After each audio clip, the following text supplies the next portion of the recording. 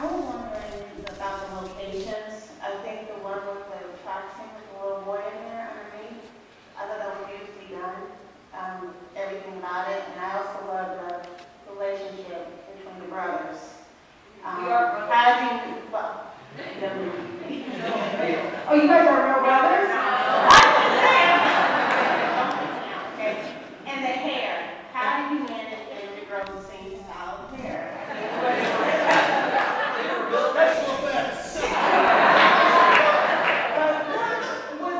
Was the location similar to the book? I mean, you know, something that was kind of different, kind of a little different. I wouldn't have to find the locations to match the book. Well, a lot of the most of the book took place in the house. There was the scene at the train yard and stuff like that were actually added later. Scott can probably explain better. Yeah, the content of some of the scenes is identical, but the locations were different just because when the whole movie's inside the house, you really want to get out of that damn house. You want to see a meadow or a tree or a bush or something. So just to open the movie up visually, we decided that the whole Baker's Junction, everyone in Bloomington here knows about Baker's Junction. Yeah. Because every Halloween we all go and walk through the scary train. So So for people who haven't read the book, I mean, did you have to, you know, maybe kind of alter the story a little bit in order to fit the locations that you had available to you? not much. I mean, the stuff that the boys talk about at Baker's Junction was a phone conversation, I think, in the book. So, a phone conversation, great in the book, not as much in the movie. So, we decided Baker's Junction, you know, so.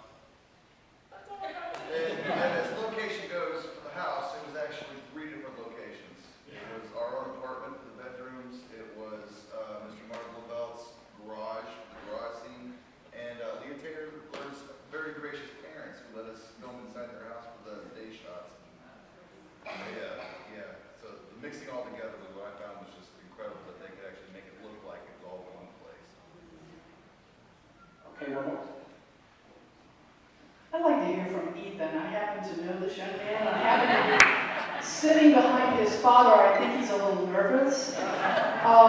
Can you talk a little bit about what it's like to play something that is so not your type? I mean, you talk about not stereotyping. It's really nerve-wracking every day that you're on set. It was not fun many days. It was really a job. It wasn't fun for some of it. Whenever I had to be nasty and say things that I don't like to say in real life, it really is what it is. It's, you know, it's not like I'm acting and having a great time. It's, you know, it is what it is. So there are days that aren't fun, but at the same time, you know, you get to have fun throwing yourself into something that you're not. So, you know, there are days that I got to just cut loose and have a good time. So you can have this question. Okay.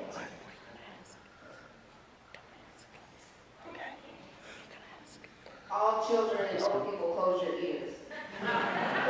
Where did you get that penis from?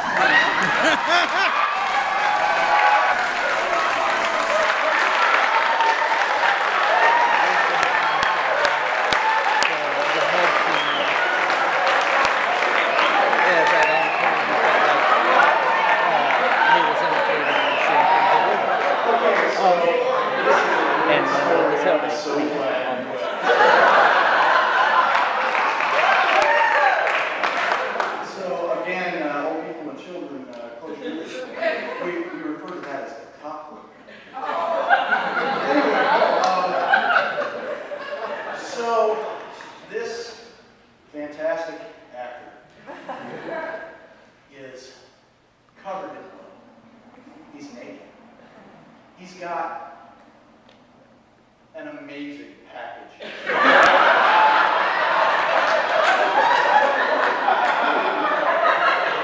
Oh, we did enhance it. So it's got this wire frame taped to his back, and this thing brought up between his legs.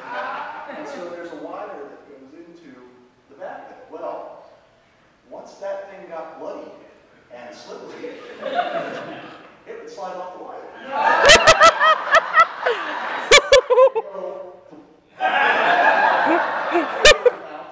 But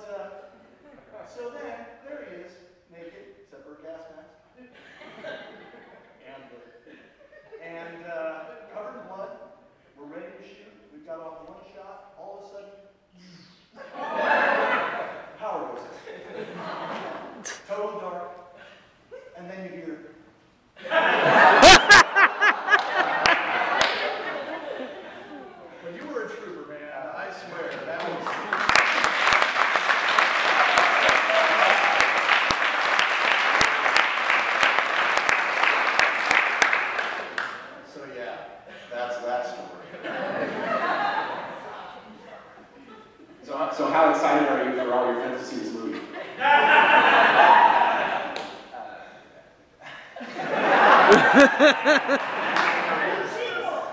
Lower your expectations.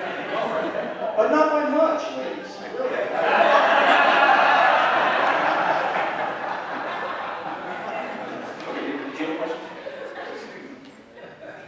The movie actually specifies that the killer's motive is the race of the victims, but yet the narration of the young boy there at the beginning said that there was other races of heads that they found in the bags. Was it based on a race, or was that just the easiest way for the brother to explain it to his younger brother?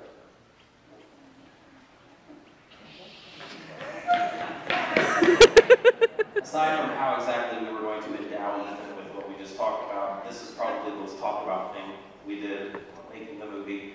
And I think it's open to interpretation to a great degree in the book and in the movie as to exactly what Steve's motives really are. I think, my preference here, I'll tell you what I think. I don't think he's actually racist. I think his dad is racist, and I think he's subconsciously trying to like win his dad's affection by pretending to be a racist. I think he just gets off on killing people, and that's an uglier thing to admit to than to admit to being a racist. So, I mean, maybe for him.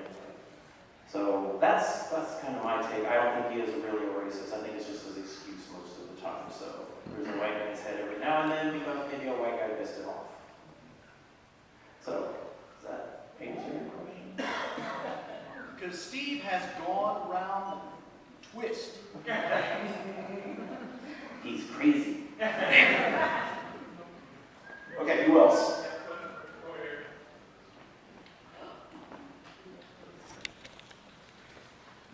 Hi, Scott. I can't get him. Are there any scenes that weren't able to make it into the final cut that you wanted to talk about? Was there anything that kind of made it onto the editing floor to make it in that you pointed out? I think you actually saw the boob get hacked off and headless, and we took that out because I wasn't sure if it'd be cool or funny. Maybe we should put it back in. I don't know. It was hilarious to shoot because you're sitting there pointing the camera at the ground, and your poor makeup assistant, Mary White, I don't know if you're here tonight. Woo! Mary White, and she's trying to throw it in the frame just right, not sideways, not upside down, just right. So like flap, flap, flop, flop. We should put it on the paper. So that got cut out, but other than that, the biggest thing we cut out was part of that racist rant in the field scene. It went on and on and on, and I just got to the point where that didn't leave it open to interpretation. It did make it seem way too much like Steve was definitely racist, and then it didn't make sense that he went home and killed his parents, because they're not black. So I just figured we didn't need that much, we took it out. Not regretting it.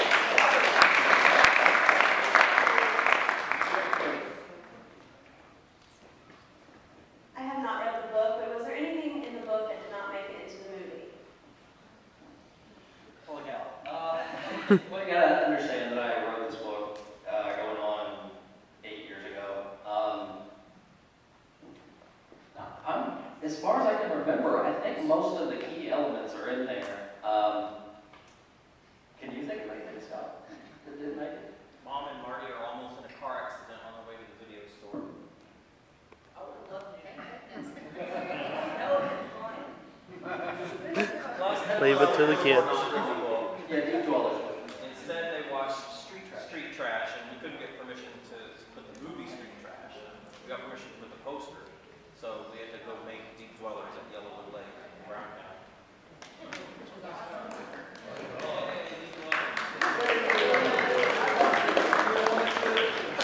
When they start dwelling, you start dying. Shane's mom has a question. Get her. Okay, hold on, I've got one here first. Okay. All right, you're next. So- Didn't come from West Virginia for nothing. Headless seemed to kind of take on a life of its own within Found. Can you talk a little bit about that, and is there possibly a future for Headless?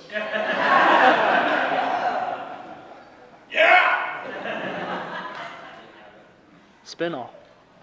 Well, that's one thing that we actually did talk about after we watched it, or after we made it and then we watched it. It was actually about a 20-minute short film, and we had entertained the idea of possibly expanding it into a feature, but kind of got put on hold, you know. I don't know, I mean, I think that the script would have to be expanded and it would have to be made into something else than it is for this movie, because it served a very specific purpose, and I think that it really serves a vital role in the film itself, because you never see Steve kill anyone. You never see him do that. And so, in order to have Marty react to the horribleness of what Steve does, you have to have an analogy, I guess, or something that represents that, and that is exactly what Headless did. And I think that Shane Beasley should talk a little bit about his performance as the Headless Killer, because he made that video.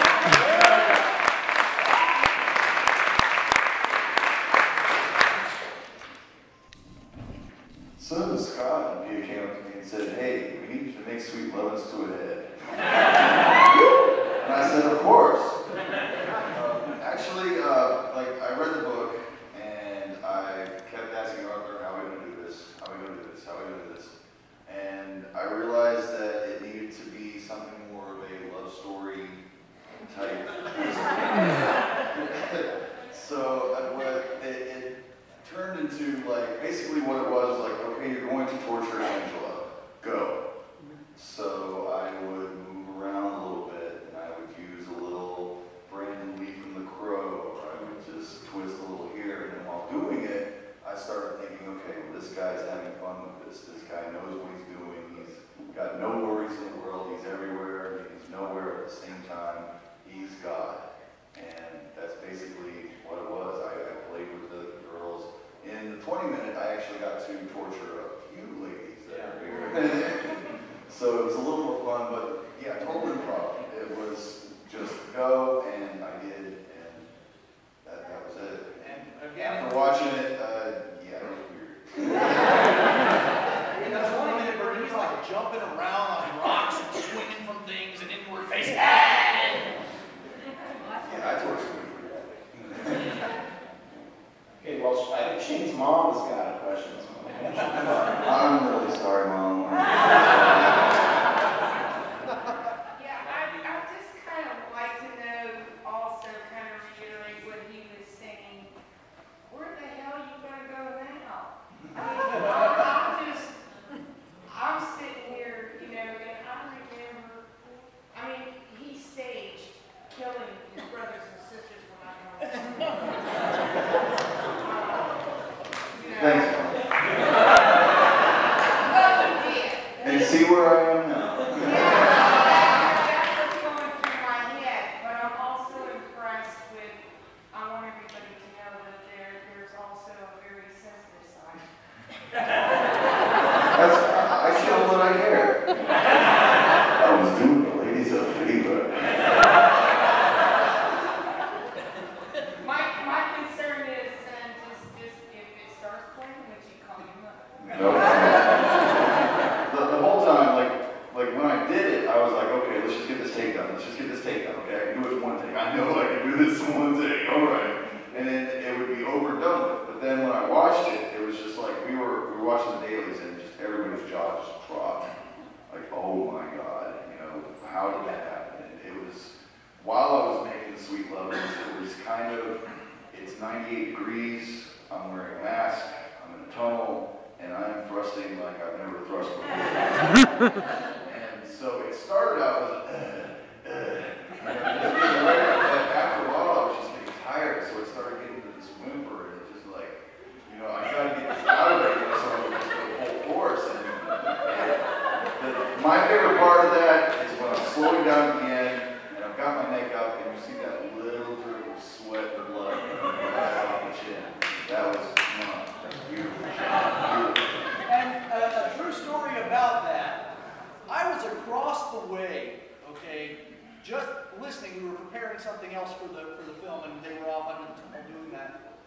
And up comes this woman and her daughter, and they want to take pictures of the daughter in her volleyball over by the tunnel. So they're walking over there. And they hear,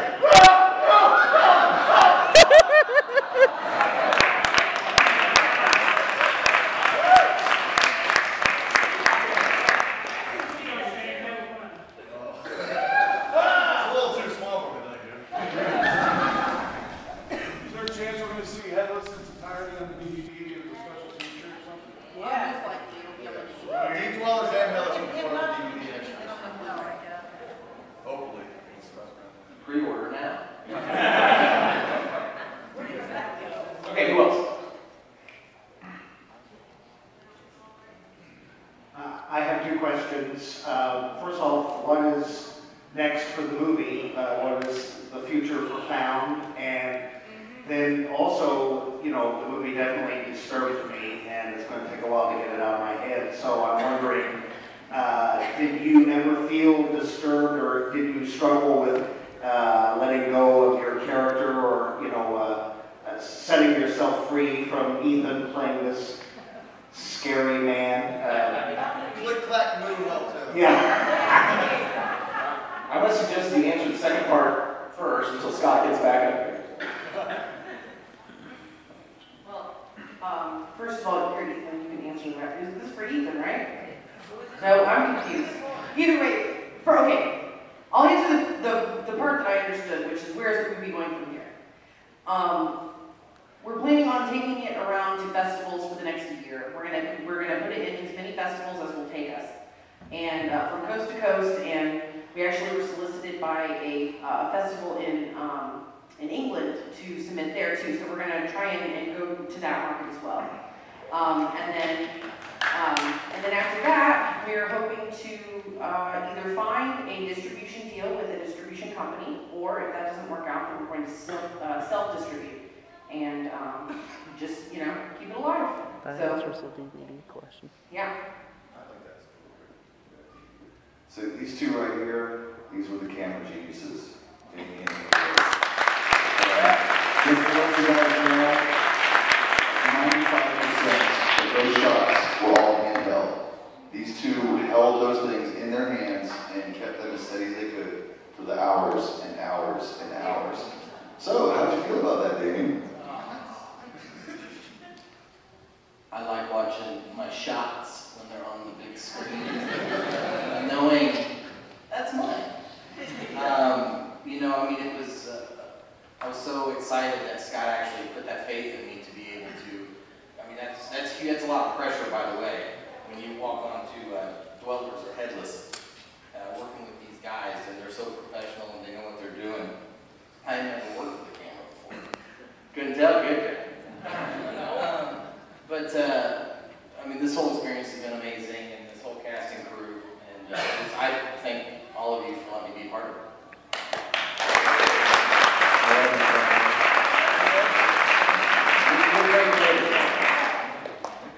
So did you have a hard time letting go of your character?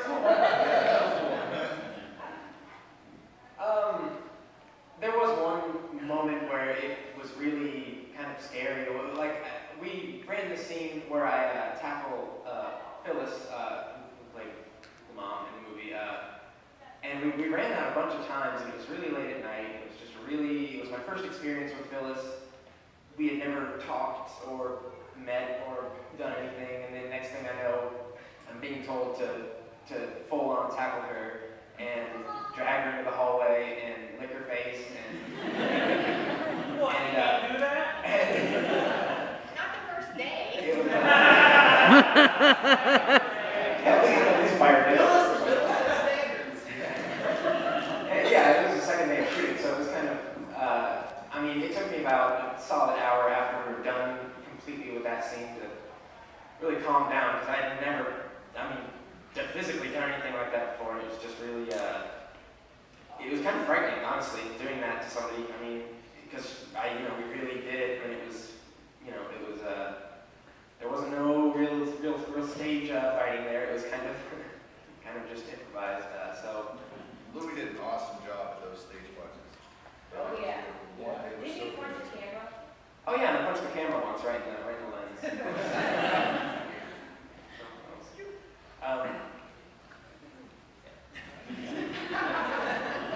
Okay, anybody else?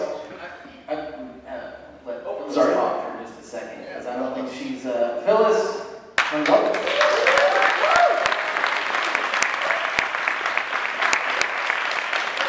She is the sweetest person that I've gotten to work with, besides my girlfriend Amy, which I met on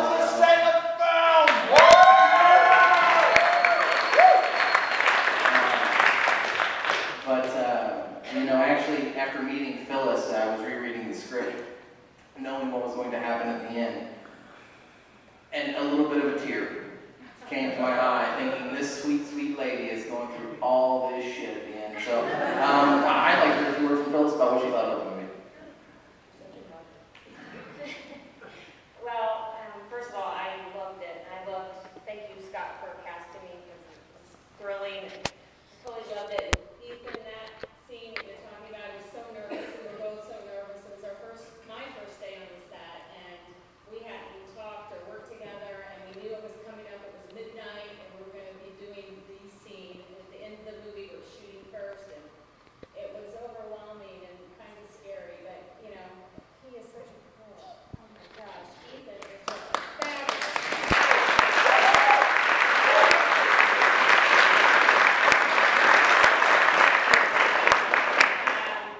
He just gives it his all. He doesn't complain about anything. He came in prepared more than anything I've ever seen. He always talked about the scene before he did it. He wanted to analyze how we were going to do certain things, and I really appreciated that. And he was a fabulous actor. And doing Clip Clap Moo during the middle of this was just such a twist. But I loved being the mother. You know, this story to me had a lot more than just a horror element, and the bullying aspect of the film is what grabbed my attention, because I think in this day and age, I think it's very difficult for young teen boys to, you know, get around in school sometimes, and I do think they're picked on. So that really, for me, the element of the bullying and being picked on, and I think Marty did a fabulous job of just portraying.